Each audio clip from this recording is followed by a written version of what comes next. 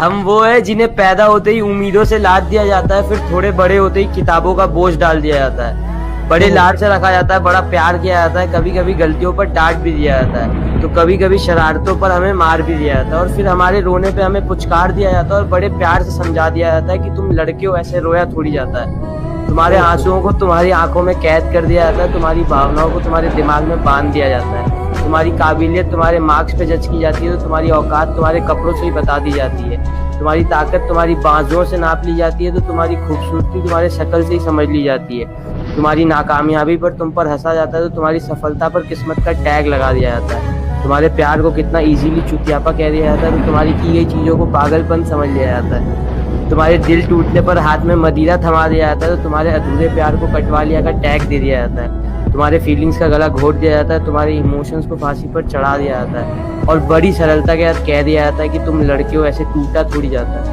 भाई की लाडली हैं और हैं हर फिक्र से अनजान,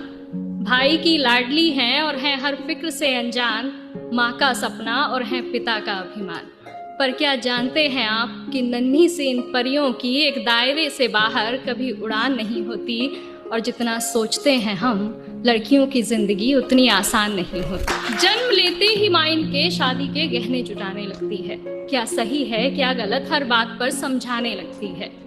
देखो तुम लड़की हो, अपना ध्यान रखना, जमाने को बदलना मुमकिन नहीं, इसलिए कपड़ों का खास ख्याल रखना।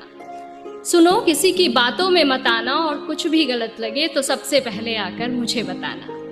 जमाने के साथ चलना इन्हें बेशक सिखाया जाता है, पर साथ ही एक दायरा भी समझाया जाता है।